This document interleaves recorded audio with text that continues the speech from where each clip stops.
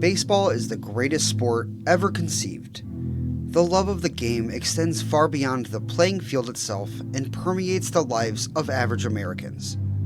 An escape from the troubles and mundanity of everyday life, baseball acts as a conduit for emotional connection and religious healing, drawing us closer together and lifting us towards true bliss. While baseball diamonds may seem to be simple places where a simple game is played, ballparks grow into cathedrals in the minds of those who frequent them. Not just a place to take in a ball game, but a place to grow close with your loved ones and forget your problems as you lose yourself in a child's game. Baseball stadiums play home to great moments that can define our lives. Core memories being stamped into the minds of children who witness mythic ballplayers accomplish the impossible. Today, we'll be talking about a ballpark once dubbed the House of Thrills. Located in the Oakland neighborhood of Pittsburgh, she stood from 1909 until 1971 as a focal point of Pittsburgh sports culture. From once being the largest stadium in Major League Baseball to the greatest home run ever hit. Welcome back to The Bad Baseball Fan. Let's learn about the history of Forbes Field.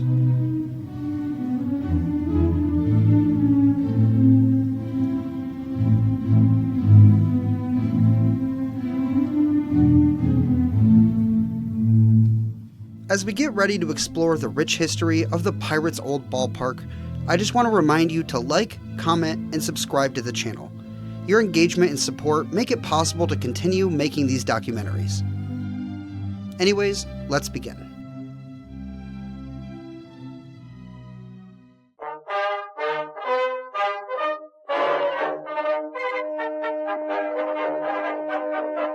The 1903 Pittsburgh Pirates were really good at baseball. They spent the summer beating up on the rest of the National League and finishing the season with a 91-49 record. A summer good enough to claim their third consecutive National League pennant and earn a spot in the first ever official World Series. In spite of their success, their 16,000-seat ballpark, Exposition Park, hosted a mediocre 326,855 fans throughout the year, good for only 4th out of 8 in the league. The park would go on to host 4 games in the best-of-9 World Series as the Pirates ultimately fell to the Boston Americans. And following the season, Pirates owner Barney Dreyfuss began scouting locations for a new playing grounds, hoping to build a state-of-the-art stadium for his baseball team. It would be another 5 years before he was able to pinpoint his spot. Dreyfuss found his location about 3 miles east of downtown Pittsburgh, and with a little plot of land in the Oakland area adjacent to Schenley Park. With the help of his friend Andrew Carnegie, Dreyfuss purchased 7 acres of land with the intention of building baseball's first concrete and steel stadium. Little did Barney Dreyfuss know, his cross-state rival Philadelphia Athletics had the same idea and acted on it quicker. Ground broke in Philadelphia in 1908 on what would become the first ever concrete and steel baseball stadium, Shibe Park. Pittsburgh's new stadium wouldn't be the first, but Dreyfuss swore it would be the best, remarking to Carnegie that he would build a ballpark that will make people forget about Shibe. Dreyfuss contracted architect Charles Levitt to design his ballpark. Levitt was a renowned architect and had recently done work designing horse racing tracks using concrete and steel. His plans for Pittsburgh's new stadium, the only ballpark he ever designed, were state-of-the-art and one of a kind. He designed a 3-tiered grandstand that featured the first accessibility ramps and elevators in Major League Baseball. The grandstand wrapped around the lines and extended to the end of the diamond, with single-deck bleachers installed beyond the grandstand in left field. The left field bleachers featured some seats where the view was obstructed by the grandstand. At the behest of Dreyfuss, who hated cheap home runs, a massive outfield was implemented, featuring 376 feet down the right field line, 442 feet to dead center, and 301 feet down the left field line. While the 301 feet was rather short, especially for the time, this was due to the foul line running into the left field bleachers. The bleachers connected to the outfield wall, creating a small pocket for hard-pulling right-handed hitters to hit home runs. Levitt designed the player and umpire clubhouses to be under the grandstand behind home, and the exterior he designed for the ballpark was one of the most beautiful baseball has ever seen. In their article from the ballpark, This Great Game put it most eloquently, describing the exterior as painted a cream-colored terracotta with green steel embellishments and crosshatch patterns that rose between the arches and windows like supporting posts, all topped with a copper roof. This created one of the most cozy aesthetics the sport would ever see, blending into the local environment and inviting fans inside to enjoy a ball game. Levitt presented his plans to Dreyfuss, and after he approved, they got to work. The stadium was built at a reported cost of $1 million, though the Wikipedia article on the ballpark postulates that the cost may have been up to double that. Initial work to prepare the land began on January 1st, 1909, but the official groundbreaking didn't occur until March 1st. The stadium took only 122 days to be erected, and during this time, the local press began to criticize the location of the new ballpark.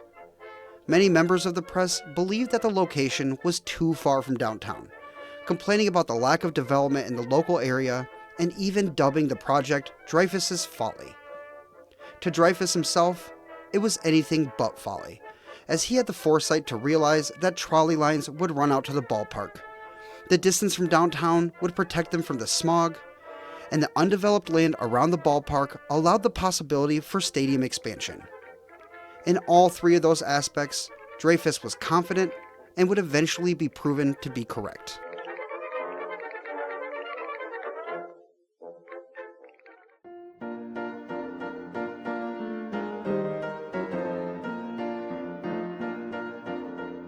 As the stadium was being built, the press also hounded Dreyfuss over the name of the new ballpark, insisting that he name it after himself. He refused, instead naming it after General John Forbes, a British general from the French and Indian War who captured Fort Duquesne and renamed it to Fort Pitt, ostensibly establishing the city of Pittsburgh. The brand new stadium, now dubbed Forbes Field, was ready for the baseball by the end of June. When all was said and done, the new stadium was the first concrete and steel behemoth in the National League and had the largest capacity in Major League Baseball at 25,000 seats. The bullpens were in foul territory, the batting cage was stored behind home plate and in front of the stands, and the outfield walls stood at a tall 12 feet in left and center and 9.5 feet in right. With all her quirks, the shiny, brand new stadium was scheduled to open her doors on June 30th, 1909. The day before, the Pirates hosted the Cubs in their final ever game at Exposition Park. In so many ways, that final game at their old ballpark was in stark contrast to the events that would follow a day later. A mere 5,545 fans showed up to the 16,000-seat stadium to watch their 45-14 Pirates host the Cubs one final time there. The game was only an hour and 40 minutes long, and the Pirates took care of business, closing out Exposition Park with an 8-1 win. The following day, fans began lining up outside of Forbes Field as early as 6.5 hours before the game. By the time the game came around, a well over capacity crowd of 30,330 fans entered the brand new stadium. It was a beautiful day, with clear skies and a solid 80 degrees to boot. Prominent figures attended the game, including people such as National League President Harry Pulliam, American League President Ban Johnson, Pittsburgh Mayor William McGee, and Pittsburgh Director of Public Safety John Moran. McGee threw out the ceremonial first pitch from the grandstand to John Moran down on the field as the crowd grew excited to watch some baseball. At 3:30 p.m., Vic Willis took the mound for the Bucks, and future Hall of Famer Johnny Evers stepped to the plate. And just like that, 61 years of baseball in the Oakland neighborhood began. Evers was hit by a pitch and made his way around to score the first run the ballpark would see. The score held until the bottom of the sixth, when the Bucks tied it up, before giving up 2 more Cubs runs in the top of the eighth. Pittsburgh responded with a run of their own in the bottom of the inning, but that was all they could muster as they ultimately fell to the visiting Cubs 3-2. Despite the loss in Forbes Field's inaugural game, Dreyfuss remarked, "This is indeed the happiest day of my life."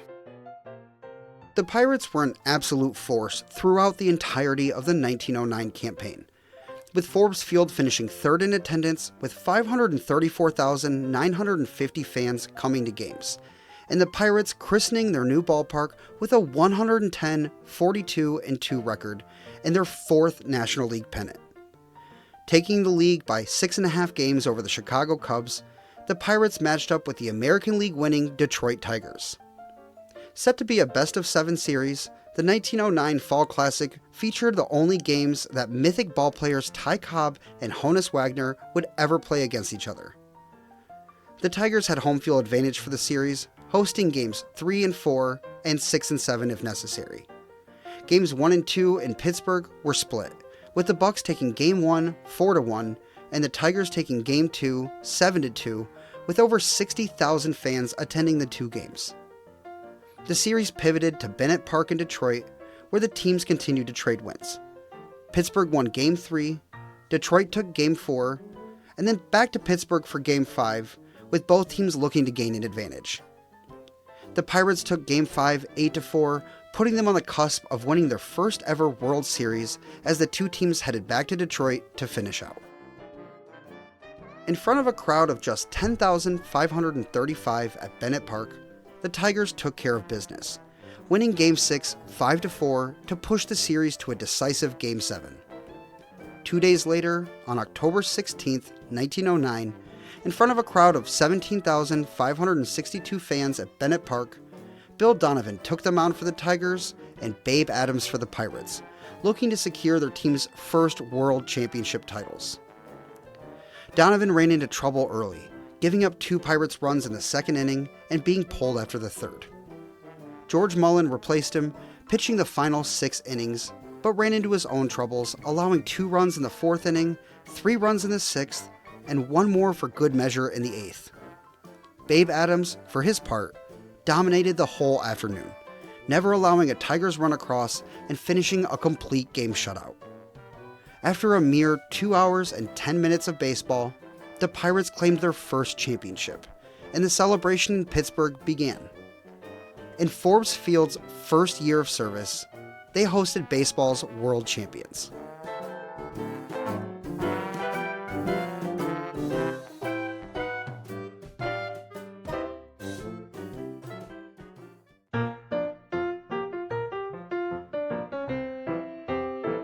Following their first championship, some work was done to address the short porch in left field. The diamond was shifted clockwise slightly so that going forward, the left field foul line would run straight to the wall, rather than intersecting with the bleachers.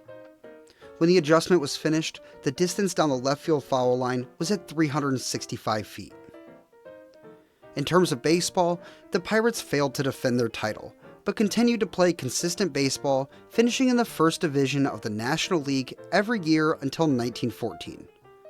That season's Bucks finished with an abysmal 69-85-4 record, and Forbes Field suffered what would be its worst ever attended season with only 139,620 fans coming to games.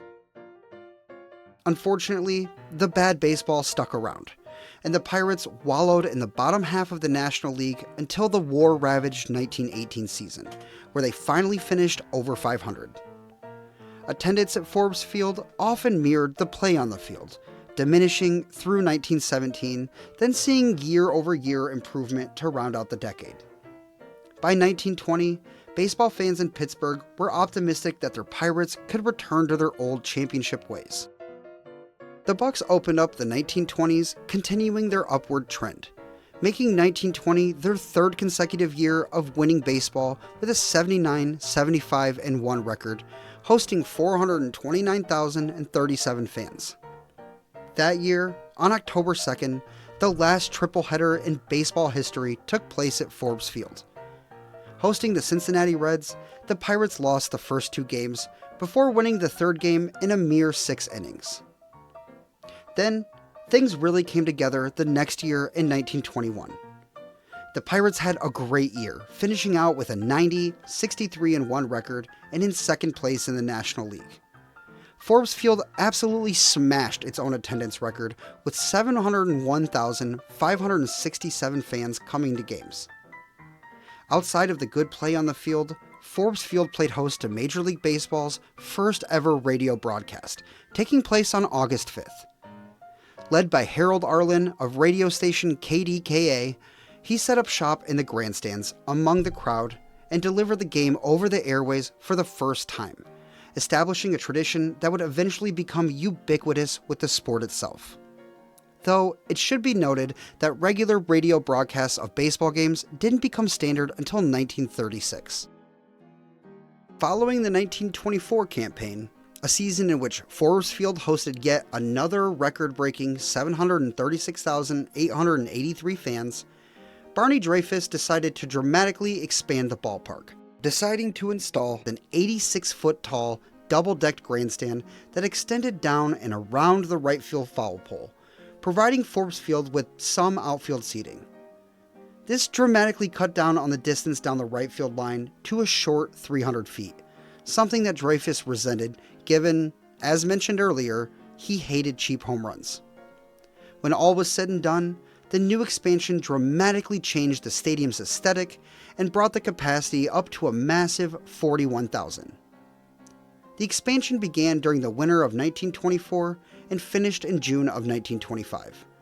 And the fans showed up in turn, for the second straight year in a row, setting Forbes Field's attendance mark, hosting 804,354 fans, and leading the National League in attendance for the first time ever.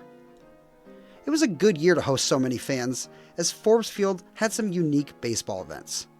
First, on May 7th, the rarest play in baseball took place at Forbes when shortstop Glenn Wright turns an unassisted triple play against the visiting Cardinals.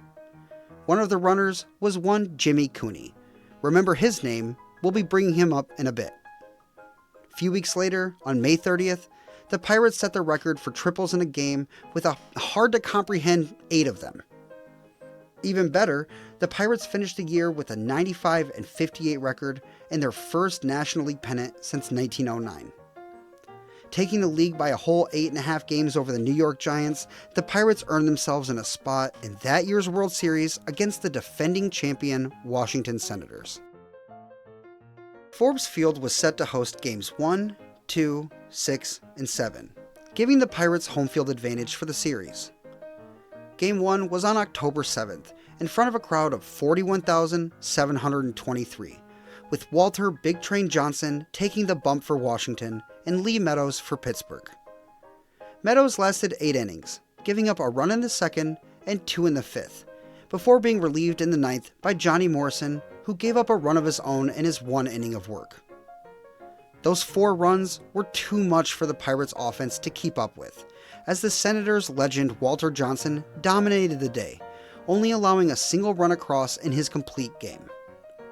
The next day, an even larger crowd of 43,364 showed up, hoping that their Bucks could even up the series. And they did just that. Behind the arm of Vic Aldridge, who allowed a Senators run in the second and another in the ninth, the Pirates' offense managed to do just enough to secure the day, scoring 1 in the fourth and 2 in the eighth. As the series pivoted to Washington, it was all even at 1. A travel day of rest ensued, and the series picked back up on October 10th at Griffith Stadium in Washington, D.C.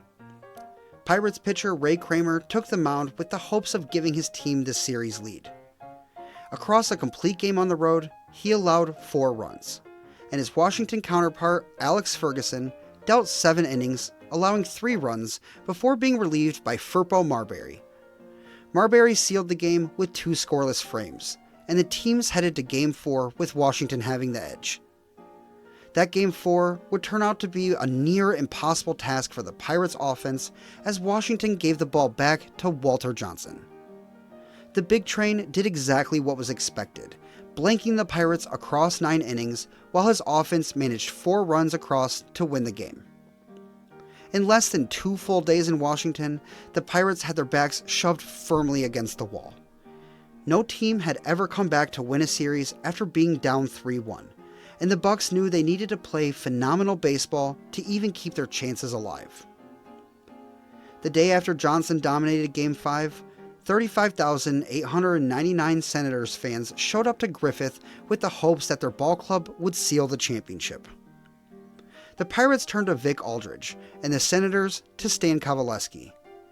Aldridge owned the day, putting forth a complete game, 3-run effort, while his counterpart Coveleski was chased from the game after 6 1/3 innings and 4 runs of his own.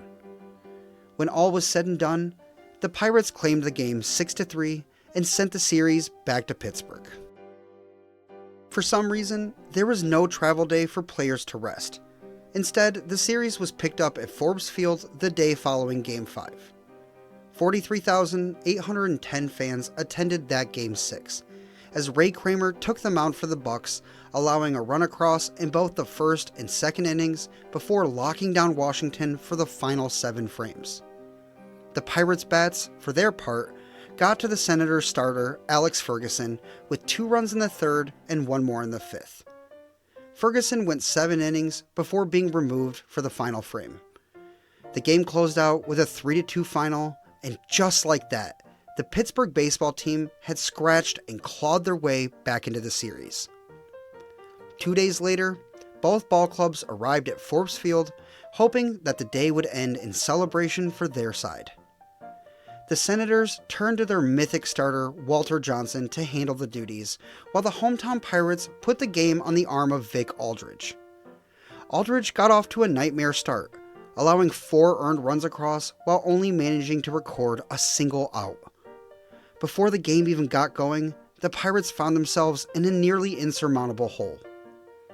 The Bucks offense broke through in the 3rd with 3 runs to bring the game within 1, but Johnny Morrison, who relieved Aldridge in the 1st, gave up 2 4th-inning runs, extending the Washington lead to 3. Morrison was relieved by Ray Kramer in the 5th, and he dealt the next 4 innings, only allowing a single Senators run in the 8th.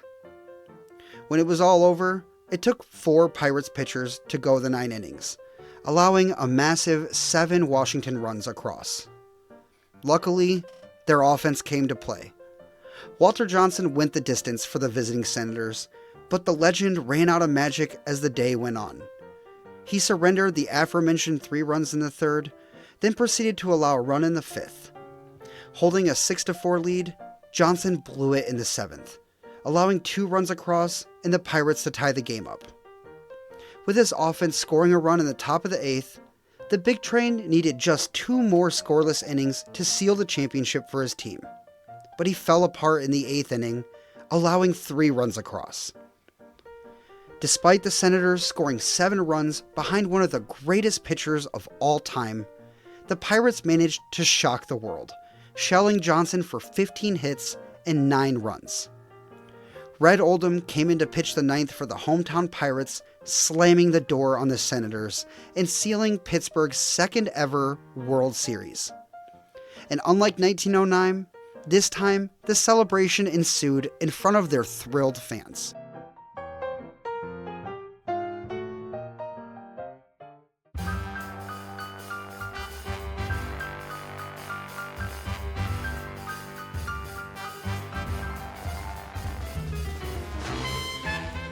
The Pirates followed their historic championship comeback with yet another solid season, finishing 1926 with an 84, 69, and 4 record and a 3rd place finish in the National League. Another solid season for Pirates fans to enjoy, but they followed that up with yet another National League pennant in 1927. Finishing nearly 10 games better than 1926, the 27 Pirates finished the year with a 94, 60, and 2 record, winning the league by a mere game and a half over the St. Louis Cardinals. Forbes Field smashed its own attendance records once again, hosting 869,720 fans. Beyond witnessing winning baseball from their team, the Pirates fans were treated to yet another unassisted triple play on May 30th. Remember Jimmy Cooney from the St. Louis Cardinals in 1925? He was on the base paths for Glenn Wright's unassisted triple play. Well, come May of 1927, he was on the Chicago Cubs, and this time it was his turn to make the historic play. Planting himself in the history books, Cooney snagged a hard line drive to short hit by Paul Wainer. He stepped on second to force out Wayner's younger brother Lloyd, then tagged the incoming Clyde Barnhart from first. This was only the 6th of 15 unassisted triple plays ever turned as of the writing of this video. Taking the pennant in 1927 earned the Pirates a spot in the World Series once again. Unfortunately for our dear Pirates, they ran into what many consider to be the greatest baseball team ever assembled. Behind the management of Miller Huggins and a lineup still known today as Murderers Row, the Yankees finished the year with a 110, 44, and 1 record, taking the American League by a hard-to-comprehend 19 games. Babe Ruth and Lou Gehrig, batting 3rd and 4th in the Yanks lineup, combined for a ridiculous 107 home runs and an utterly insane 338 runs batted in. Even their relatively new Yankee Stadium performed at a historic level, hosting over 1.15 million fans in the Bronx. The Yankees were an absolute machine, a dynasty in its prime, led by 2 of the greatest to ever do it, having arguably their best individual seasons. Given this, our Pirates had a tough task ahead, and it quickly proved impossible. It was the National League's turn for home field advantage in the series, so Pittsburgh was set to host games 1 and 2, and then 6 and 7 if necessary. Game 1 was on October 5th, with the Yankees' Waite Hoyt taking the mound, facing the Pirates' Ray Kramer. In front of a crowd of 41,467, both pitchers failed to go the distance, with Hoyt lasting 7 1/3 innings, outdueling his counterpart Kramer, who was pulled after 5. Kramer gave up 5 runs to the Yanks, while Hoyt allowed 4. Both relievers held strong, pitching scoreless outings, leading to a 5-4 Yankees win for Game 1. The very next day, 41,634 fans showed up to Forbes Field with the hopes that their Pirates would even up the series. But it was to no avail.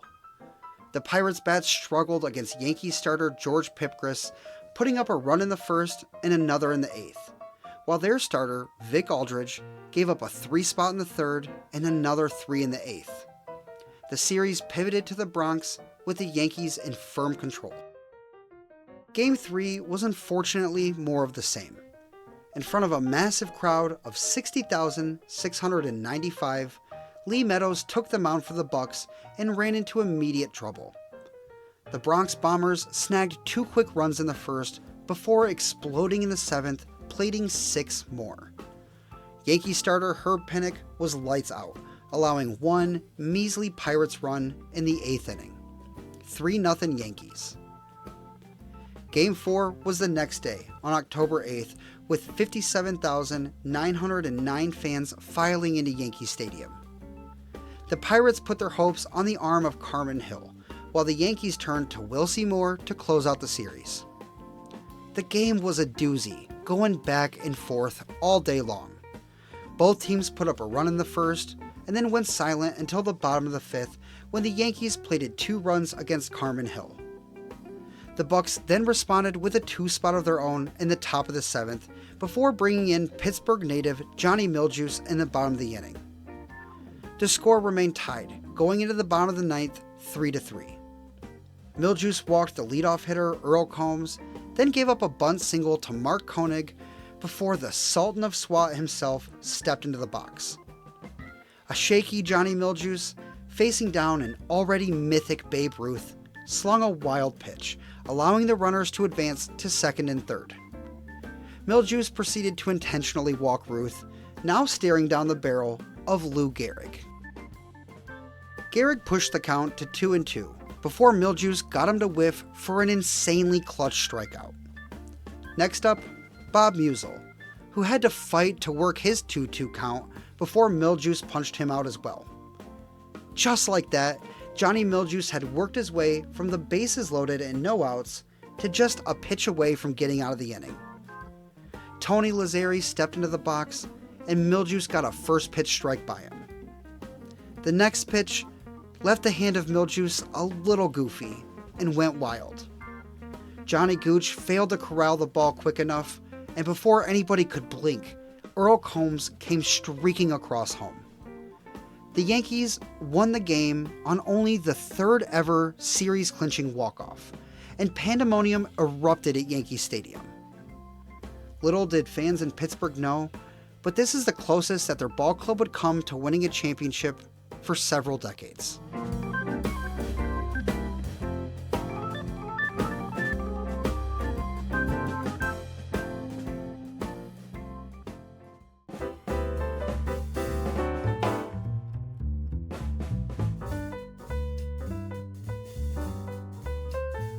The Pirates rounded out the 1920s by playing solid baseball, even finishing in second place in 1929, with Forbes Field nearly, but not quite eclipsing the 500,000 attendance mark in 1928 and 1929. Going into 1930, Barney Dreyfuss made a significant change to right field, adding a 28-foot in-play screen atop of the already existing 9.5-foot wall. This helped prevent those dreaded cheap home runs that Dreyfuss hated so much. 2 years following the addition of the screen, tragedy struck the Pittsburgh Pirates organization. On February 5th, just weeks before his 67th birthday, Pirates owner Barney Dreyfuss passed away. Several significant baseball figures such as Kennesaw Landis and Honus Wagner served as pallbearers at his funeral.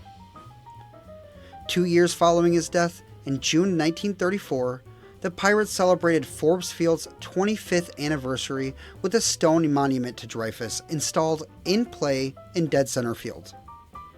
The monument lasted as long as Forbes Field did, and was moved to Three River Stadium, then again to PNC Park, where it rests today in the concourse behind home plate. Following his passing in 1932, the local press made another push to rename the ballpark in Dreyfuss's honor, but it was to no avail. The stadium would permanently remain Forbes Field. Barney Dreyfuss's widow, Florence, inherited the team and would maintain ownership for the next 14 years. Forbes Field played host to one of the greatest swan song moments the sport has ever seen on May 25, 1935, when Babe Ruth smashed a 3-home run game at Forbes Field in his sole season as a Boston Brave. This 3-run escapade just so happened to feature home runs number 712, 713, and 714, the final 3 home runs of the great Bambino's career. The third and final home run of the day, and the last moonshot ever hit by the mythic legend, was the first to ever clear the right field roof at Forbes Field, and is still widely considered the longest home run ever hit there.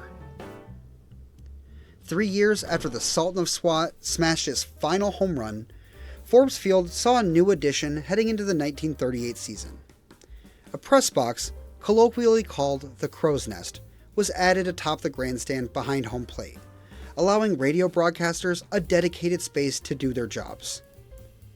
That 1938 season also saw Forbes Field play host to its smallest ever crowd for a Major League Baseball game, when a measly 1,034 fans showed up to see their Pirates fall to their cross-state rival Phillies 3-2. As the decade came to a close, the Pirates were known as a consistently good ball club, only finishing with losing records in 1931, 1934, and 1939, otherwise remaining quite competitive. Attendance lagged behind the play on the field, though, as Forbes Field surpasses 500,000 fans only a single time in 1938. The Great Depression was raging, and going to the ballpark was quite a luxury.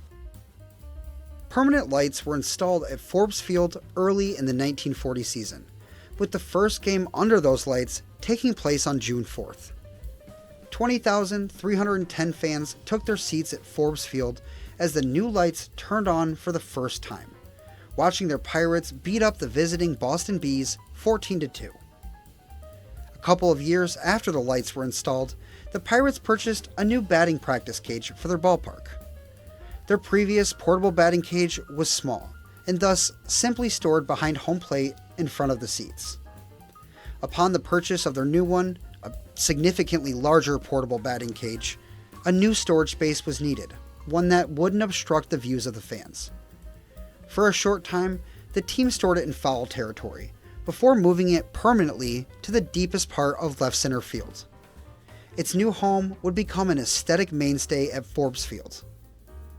Funny enough, the light towers out in the outfield, which were erected on the playing field, were fenced off and deemed out of play, while the batting cage and flagpole, also on the field of play, were considered to be in play.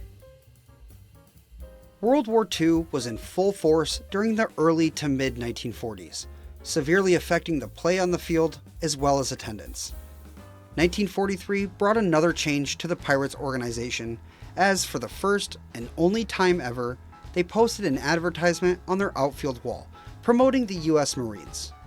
Then, just a year later, the organization and stadium were awarded the hosting of the 12th ever MLB All-Star Game. On July 11, 1944, just a little more than a month after the invasion of Normandy, the best of what was left of Major League Baseball met up in Pittsburgh to play for pride. 3 Pirates were selected to the National League team, making the hosting ball club a well-represented one in front of a crowd of 29,589 fans. The National League would win the day 7-1, but the real story was the donation of ticket revenue to a fund that provided baseball equipment to soldiers overseas. In even just the smallest way, Forbes Field was able to provide a piece of home to those sacrificing everything for freedom. The war ended in 1945, and things began to return to normal. 1946 saw some major changes at Forbes Field when the Pirates organization had the left and center walls removed and replaced with brick.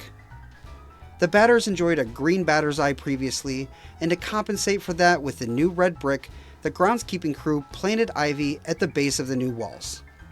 Before long, Crosley gained the beautiful aesthetic of ivy-colored brick. That same year saw a change in ownership, with the team leaving the hands of the Dreyfuss family permanently when Florence Dreyfuss sold the team to a conglomerate of investors spearheaded by John Galbraith. With a fresh batting cage, beautiful new brick walls, and a new ownership group, the Pirates cruised through the rest of the decade, hosting one of the premier cultural spots for baseball.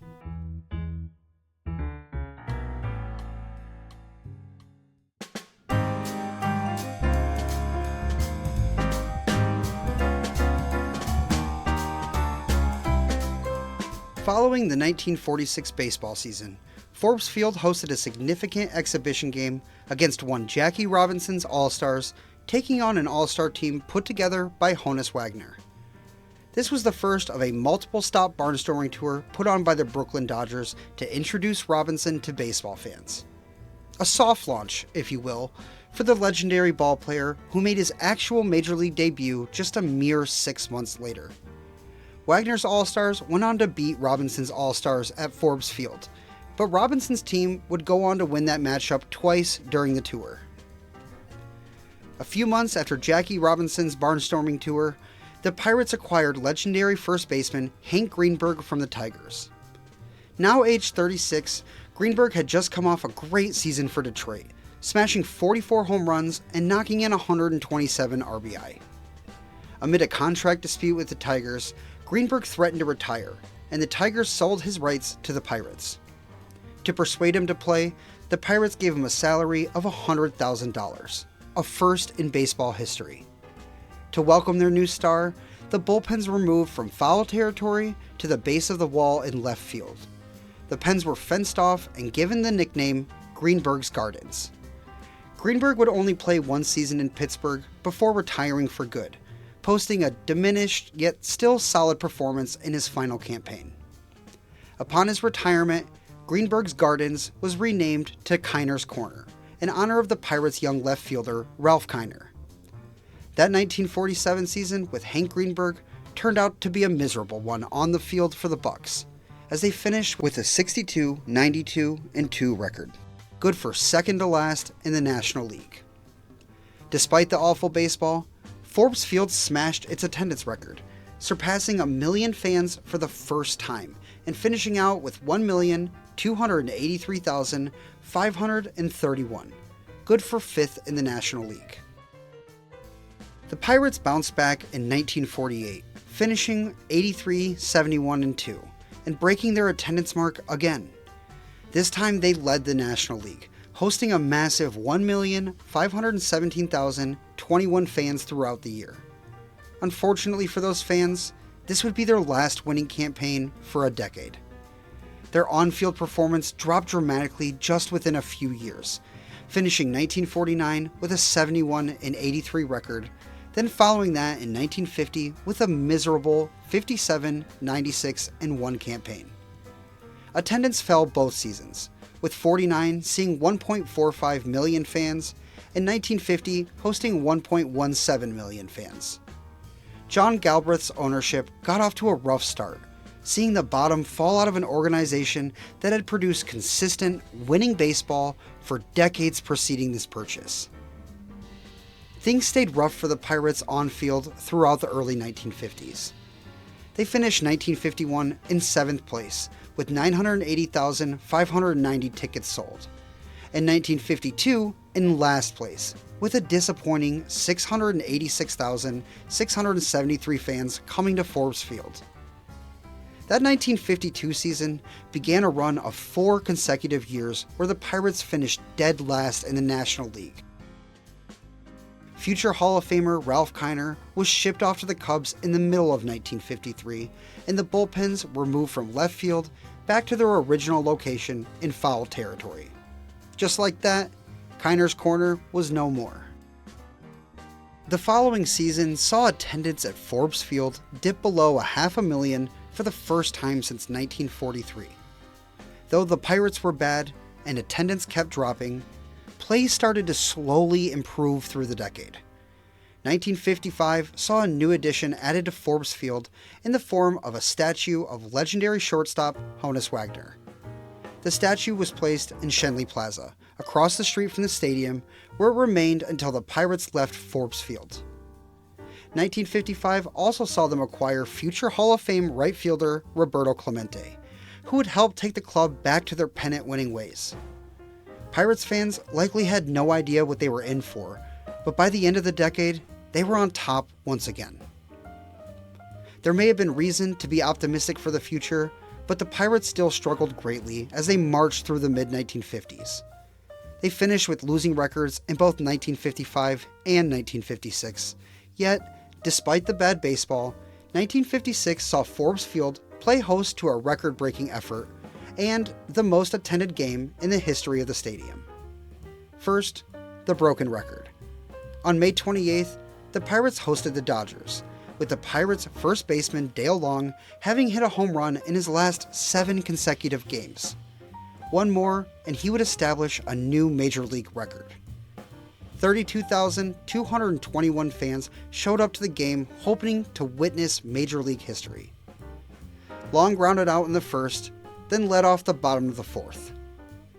The Dodgers' Carl Erskine threw him a curveball low, and Long went down and got it, driving it into the lower deck of right field. As he rounded the bases and entered the dugout, the crowd continued to give him a standing ovation, causing Dale Long to emerge from the dugout and tip his cap. According to Pirates general manager Branch Rickey, it was the first ever curtain call in baseball history. A few months after Dale Long's record-breaking efforts, on September 23rd, the Pirates hosted the Dodgers in front of Forbes Field's largest ever crowd, a massive 44,932 people. The game had to be postponed in the 9th due to rain and was finished the next day with an 8-3 Dodgers win. They finished out the year with a 66-88-3 record and in second to last place. On a positive note, the Bucks broke a streak of 4 consecutive seasons, finishing dead last in the National League. They took a step back the next year, finishing 1957 at 62-92-1 and in 7th place again.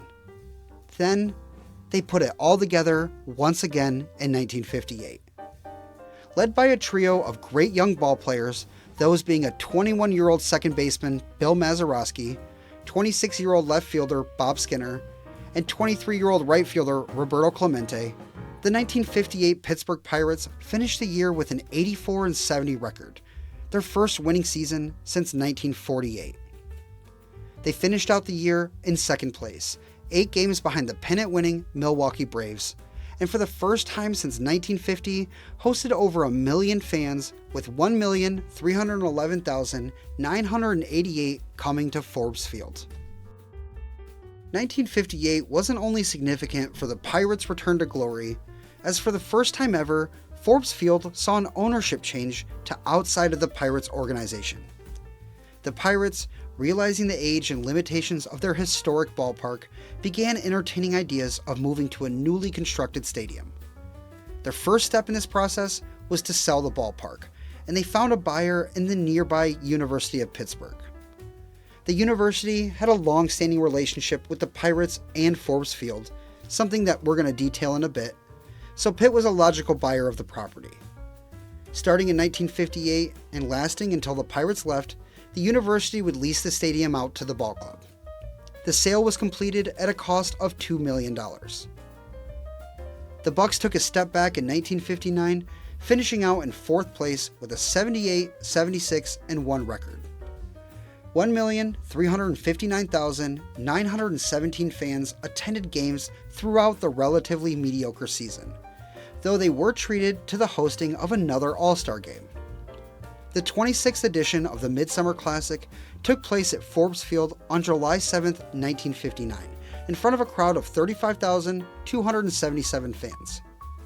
3 Pirates, catcher Smokey Burgess, second baseman Bill Mazeroski, and shortstop Dick Groat made the starting lineup for the National League, though altogether 8 Pirates were named to the squad as the hosting NL team beat the AL team 5-4.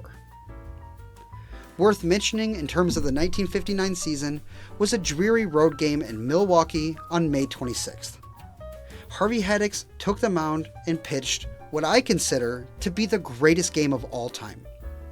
Retiring 36 consecutive batters, that would be 12 innings into a perfect game, he lost it in the 13th. An absolutely incredible feat, lost to time due to its tragic ending. I made a video on it that you should check out. Go ahead and click the card on the corner if you're interested. Even though Haddix lost that game, you could sense there was something special brewing in Pittsburgh. Going into the 1960 season, Pirates fans were riding a high that they hadn't felt for well over a decade.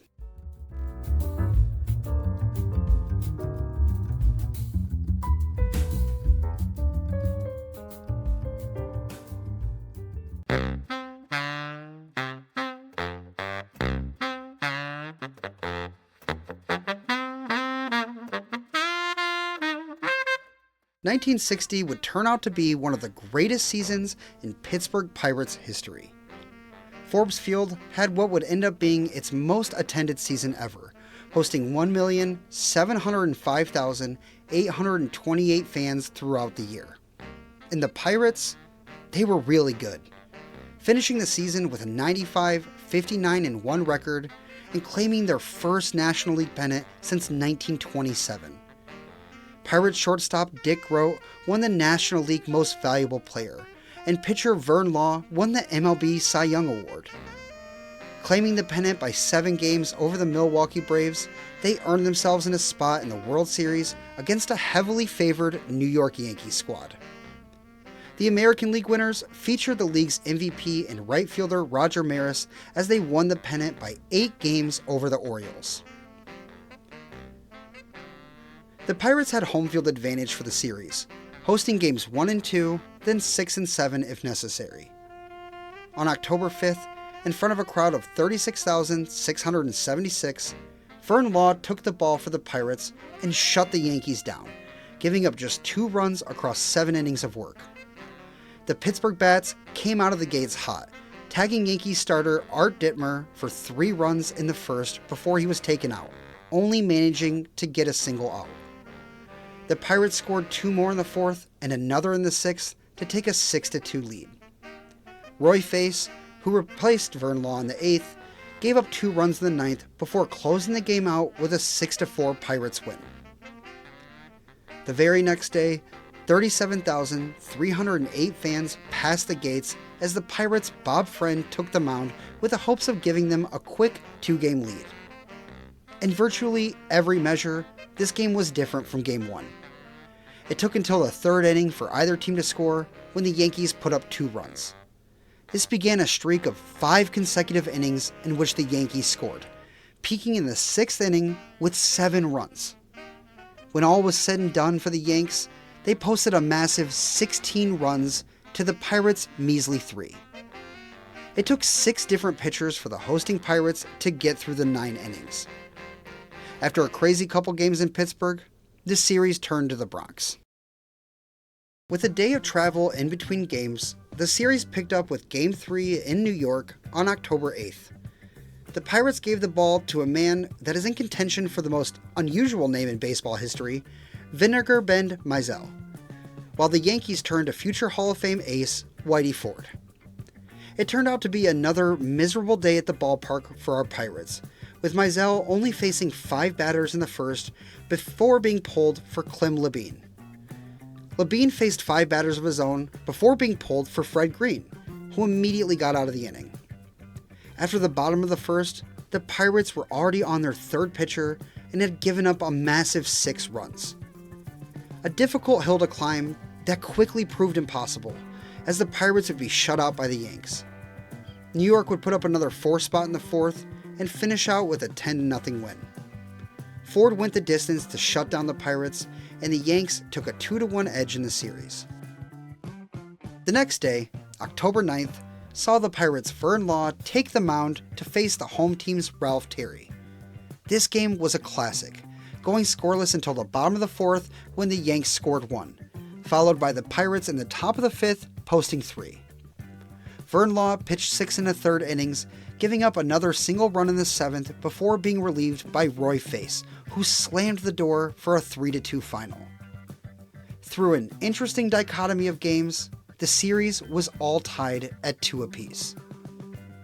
The final game of the series at Yankee Stadium took place the next day in front of a crowd of 62,753 fans. Harvey Haddix took the ball for the Bucks, looking to give them the series edge, facing off against the Yankees' Art Dittmer. Almost all of the day's scoring took place in the 2nd and 3rd innings, with the Pirates posting 3 in the 3rd and another in the 4th, while the Yankees just managed a single run in both innings.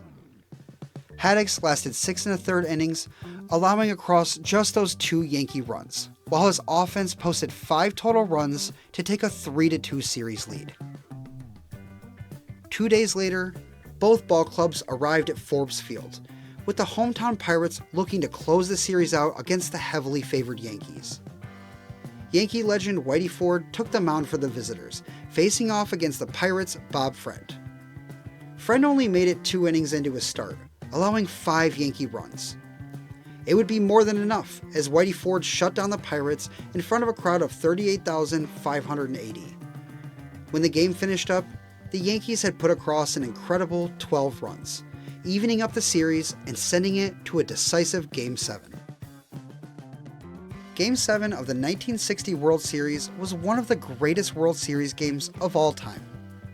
36,683 fans filed into Forbes Field on October 13th to witness one of the 2 teams claim the championship. The Yankees turned to starter Bob Turley, while the Pirates gave the ball to Vern Law. The Pirates jumped out quick, tagging Turley for 2 runs and chasing him from the game after just 1 inning. Then, facing Bill Stafford in the bottom of the 2nd, they managed another 2 spot, chasing yet another Yankees pitcher out of the game. Bobby Shantz came in relief for New York in the bottom of the 3rd and held strong for several innings.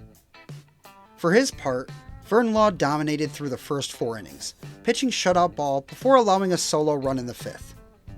He ran into trouble in the 6th, allowing a single and a walk before being pulled for Roy Face.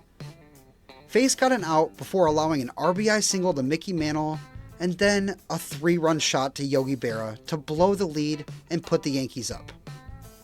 The score held until the top of the 8th, where Roy Face allowed 2 more Yankee runs across to extend the lead to 7-4.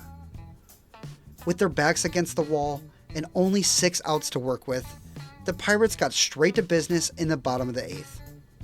The Bucks led off the inning with 3 straight singles, culminating in an RBI single by shortstop Dick Groat. Bobby Shantz was pulled by the Yanks in favor of Jim Coates.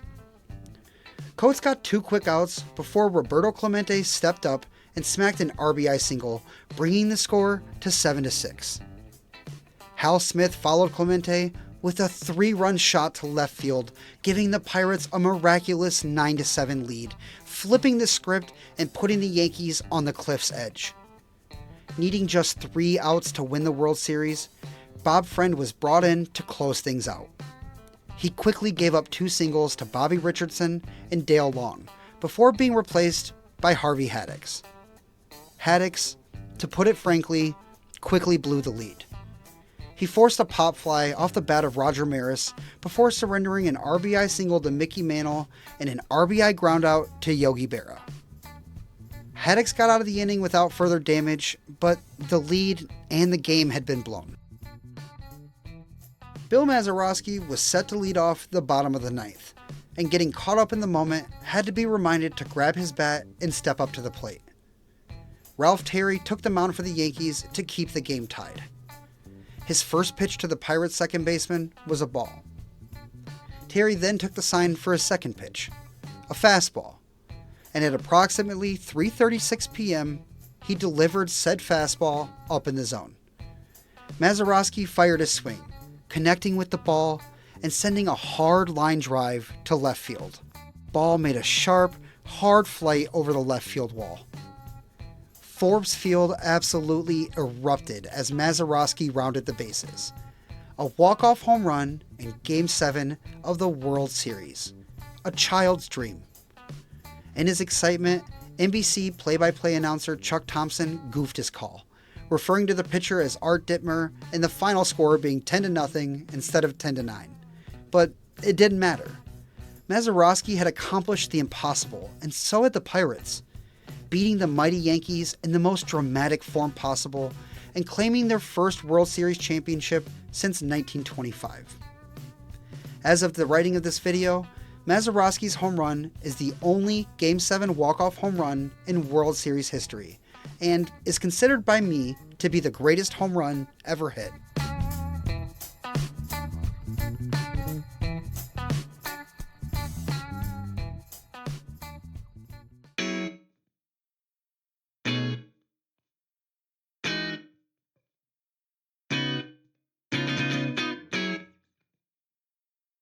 The 1960 World Series was the last fall classic ever played at Forbes Field. The Pirates followed up in 1961 with a losing season, then a winning season in '62.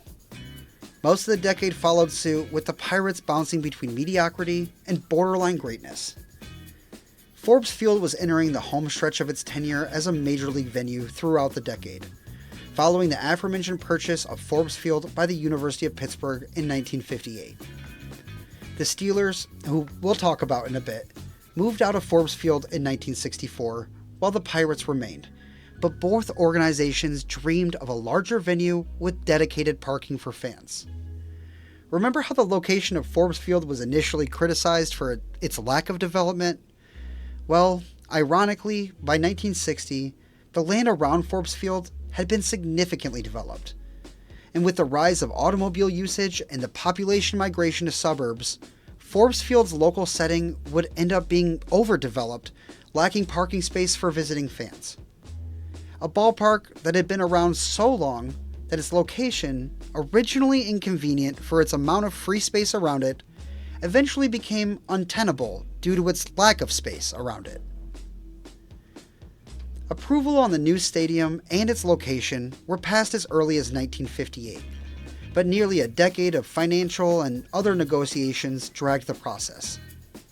A location was chosen, the original location of the Pirates Exposition Park, and a new multi-purpose stadium to be called Three Rivers Stadium broke ground in April of 1968. The countdown on Forbes Field's life began. Similar to Crosley Field in Cincinnati, the construction on Three Rivers Stadium was planned to finish ahead of the 1970 baseball season, but delays ensued in the construction, pushing back the inaugural game until July of 1970. Fans spent most of the 1969 believing it would be the last at Forbes Field, before further funding and time were granted to the new stadium's construction. When the smoke cleared, opening day at Three Rivers Stadium was set for July 16th, and the final baseball game ever played at the beloved Forbes Field would be on June 28th. That 1970 season for the Pirates would end up being a good one. They finished with an 89-73 record, winning the NL East and earning a spot in the NLCS against the Reds, another ball club who said goodbye to their classic ballpark in the middle of the summer. Unfortunately, our journey with the team ends a few months before that with a late June doubleheader against the Chicago Cubs. 61 years after losing to the Cubs on opening day at the park, the Pirates looked to close out their stadium in style. Game 1 began at 1:05 local time, and over the next 2.5 hours, nearly 41,000 fans in the seats witnessed their Pirates beat the Cubs 3-2. Roberto Clemente was interviewed in between games, visibly saddened. He stated, "I've spent half my life here," before he took a spot on the bench to spectate the final game. Then, at 4:17, Game 2 began, starting the clock on the final couple hours of baseball in Pittsburgh's Oakland neighborhood. The Pirates controlled the game, allowing a run in the first before shutting the Cubbies down and winning their final game 4-1. The final out of the ballpark was a bouncing ground ball off the bat of the Cubs' Don Kessinger to second baseman Bill Mazeroski, who got the force out at second. And just like that, in the blink of an eye, 61 years of Pirates baseball at Forbes Field was over. Home plate was dug up and transported by helicopter to Three Rivers Stadium, and a raffle of various ballpark memorabilia was planned after the game, with announcer Bob Prince to do the honors. The fans filed onto the field, eventually crowding the playing ground to the extent that Bob Prince was no longer comfortable out there and felt unsafe. He escaped to the dugout, and the crowd of fans began slowly dismantling pieces of the ballpark to take home. Despite the chaos, there were luckily no injuries and no arrests, and when it was all over, fans had dismantled seats, parts of the scoreboard, and had torn ivy from the walls. Everybody made sure they got their own little piece of that special ballpark. At the end of the night, the oldest ballpark in the National League and the second oldest in all of Major League Baseball sat abandoned and looted. The University of Pittsburgh was unsure what to do with the ballpark in the immediate aftermath of its final game, but that decision was made easier with the breaking out of 2 fires at Forbes Field. The first took place on Christmas Eve of 1970, and another on July 17, 1971. Not wanting to deal with repairs on the geriatric ballpark, Pitt made the decision to tear it down, and demolition began on July 28th. Today, on the site of the former Forbes Field, lies Pitt's Posvar Hall. Small markers of the old ballpark remain around the building to this day, such as a section of the center field wall that still stands with the numbers painted on them, and the rest of the outfield silhouette outlined by a brick pathway. Home plate is marked relatively close to its original location. Over at PNC Park, where the Pirates currently play, you can find the section of wall in which Mazeroski's magical home run flew over, accompanied by a statue of the legendary second baseman rounding the bases. If you visit the original location today, or even the Pirates' current stadium, and you look closely enough, you might just spot the remains of 61 years of Pittsburgh Pirates baseball.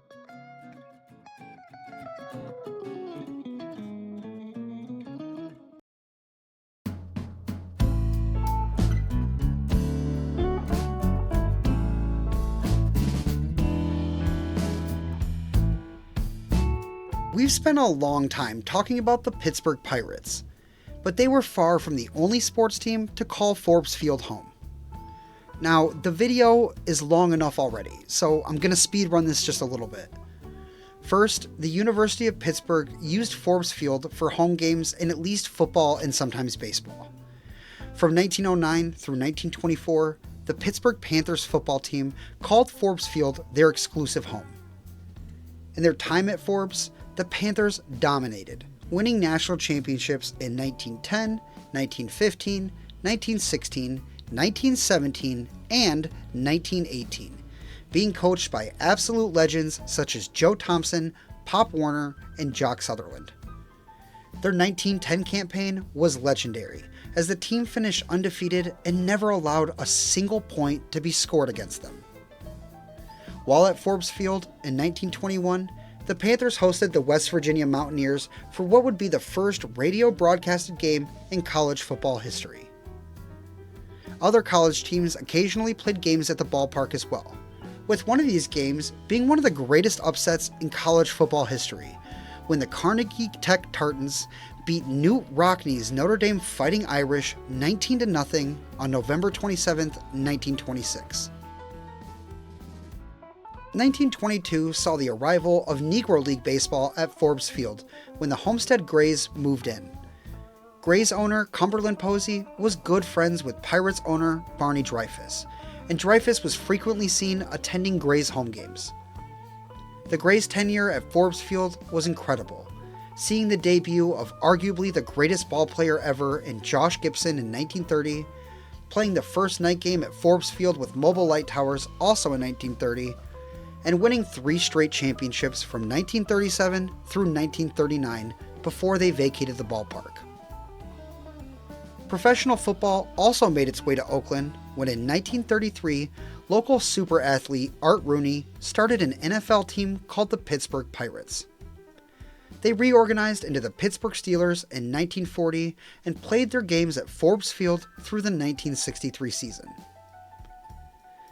The Forbes Field edition of the Pittsburgh Steelers was far removed from the steel curtain dynasty that would emerge in the 1970s.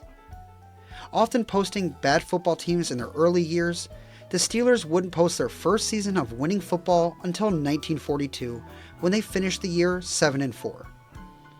As a matter of fact, the team only had a single playoff appearance while at Forbes Field, coming in 1947 when the team went 8-4 and tied for first in the Eastern Division with the Philadelphia Eagles. A playoff game to win the division and play in the championship against the Chicago Cardinals ensued at Forbes Field. In the lone NFL playoff game ever hosted at the legendary ballpark, 35,729 fans filed into the park to see their Steelers get stomped by their cross-state rivals to the tune of a 21-0 loss. The Steelers would begin playing some home games at the university's Pitt Stadium in 1958, making a full transition to the college stadium following the 1963 stadium.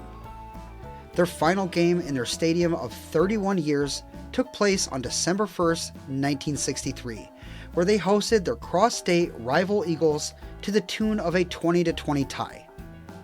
It's worth noting that the Steelers were down 17-3 entering the fourth quarter of that final game, posting an incredible comeback to send Forbes Field's football hosting days off in style.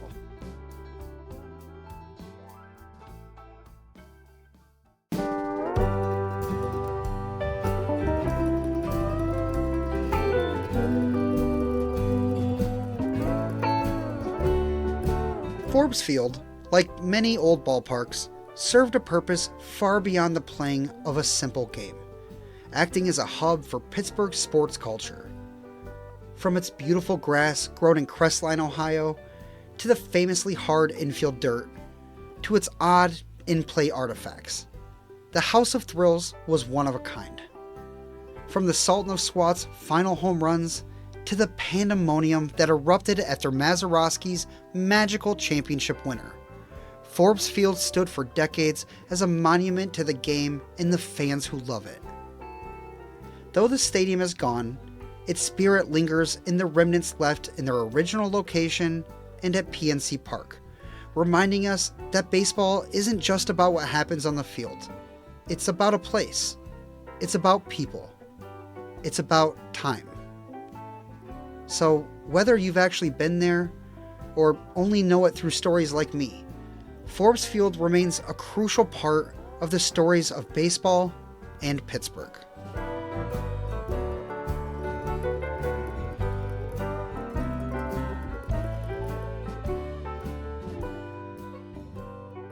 thank you for joining me on this deep dive of one of the first concrete and steel ballparks. I really appreciate you making it to the end of the video, and if you enjoyed it, remember to like and subscribe. Comment your memories of Forbes Field or Pirates baseball, and if you're interested in finding more ways to support the channel, consider hitting the join button after subscribing and becoming a member, or check out our merchandise linked below. Anyways, that's all I have for now.